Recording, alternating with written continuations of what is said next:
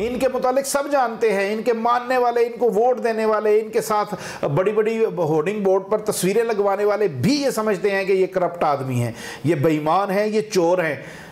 लेकिन अगर कोई ऐसा शख्स आ गया जिस पर लोगों का एतमाद हुआ और वो इस तरह का घटिया नैरेटिव लेके आ गया कि पाकिस्तान की इस्टेब्लिशमेंट को कमज़ोर किया जाए, वो इस तरह की गेमें खेलना शुरू हो गया कि इस मुल्क में फ़िरका वारियत शुरू हो जाए, तो फिर हमारे मुल्क की इस्टेब्लिशमेंट क्या करेगी? और खुदा के लिए बस कर दें। बिस्मिल्लाहिर्रहमानिर्रहीम, अस्सलाम वालेकुम। मैं मियां मोहम्मद अशफाक हूँ। शहबाज शरीफ साहब आज फिर गिरफ़्तार हो गए हैं।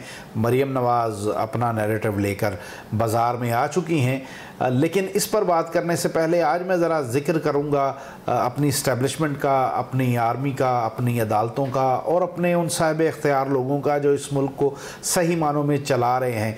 अच्छा चला रहे हैं या बुरा चला रहे हैं, इसका फ़ैसला आप पर छोड़ूंगा, लेकिन बहरहाल उनसे कुछ सवालात जो है वो उनके सामने रखूँगा।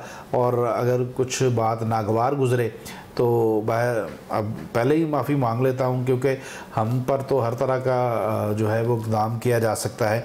नहीं पूछा जा सकता तो इनको नहीं पूछा जा सकता जिनके मुतालिक हमें बताया जाता है कि ये सिक्योरिटी रिस्क हैं, जिनके मुतालिक हमें बताया जाता है कि ये मुल्क को लूट कर खा गए हैं, जिनके मुतालिक हम ज़ाती तौर पर ये समझते हैं इनकी हरकत और सकनात को देखते हुए कि ये मुल्क के खैर खा नहीं है, ये एक ऐसी कौम है जो हमारे ऊपर राज करने के लिए आई हुई है। इनको कोई नहीं पूछ सकता। क्या कोई हमारी फाजल अदालतों से आज पूछेगा? क्या उस chief justice Islamabad high court से कोई सवाल करेगा कि हजूर वाला वो 7 अरब रुपया जो बॉन्ड की सूरत में हुकूमत ने सामने रखा था कि जनाब वो बॉन्ड बतौर ज़मानत दे जाएं, आपने 50 रुपये के एक स्टाम्प पर इसको छोड़ दिया, इस ऐसे शख्स को जो हट्टा कट्टा सीढ़ियाँ चढ़ता हुआ ऊपर जा रहा है और हमें बता रहा था कि ये अभी गया कि अभी गया। बहरहाल सवाल ये है कि कितनी देर ये तमाशा चलेगा? क्या जब कतरी ख़त पहले दिया गया हेलीकॉप्टर केस में, दोबारा उस कतरी ख़त को क्यों तस्लीम नहीं किया गया? कर लेते, अगर ज़मानतें इसी तरह से होनी थी तो कर लिया जाता, क्या हर्ज था? और यही नहीं है, मैं सवाल हमारी फाजल अदालतों से कि जो शख्स सुप्रीम कोर्ट के 5 जजेस के सामने एक कागज़ का टुकड़ा सबूत के तौर पर नहीं रख सका, वो नीचे अदालतों में क्या करता है? वो आपने जज अरशद मलिक की वीडियो की सूरत में देख लिया। तो मैं कहना ये चाहता हूँ कि जब हमें पता है कि ये हमारे सिक्योरिटी के राज दूसरे मुल्कों को देते हैं, जब हमें ख़तरा है कि ये वो शख्सियत है जो हर वक्त धमकियाँ देती है कि मेरे सीने में बहुत राज हैं, तो क्या इनको छोड़ देना चाहिए? अगर आप छोड़ना नहीं चाहते तो फिर पकड़ते क्यों हैं?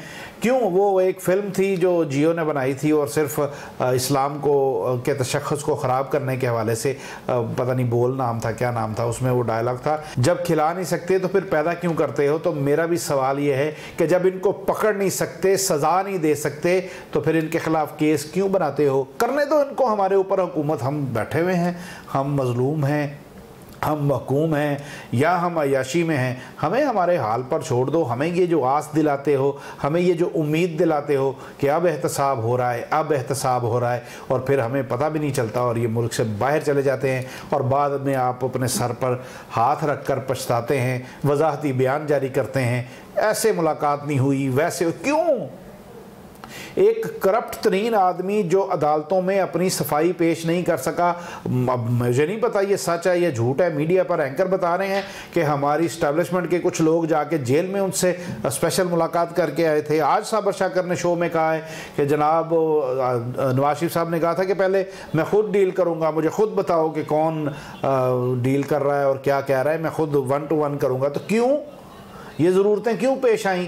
हासिल क्या निकल रहा है? अगर ये अच्छे हैं तो हमारे ऊपर मुसल्लत रहने दें, अगर ये बुरे हैं तो फिर इनके आप सफारशी क्यों बनते हैं? क्यों रिश्तेदारियां आ जाती हैं सामने? क्यों ये सारी चीज़ें आ जाती हैं?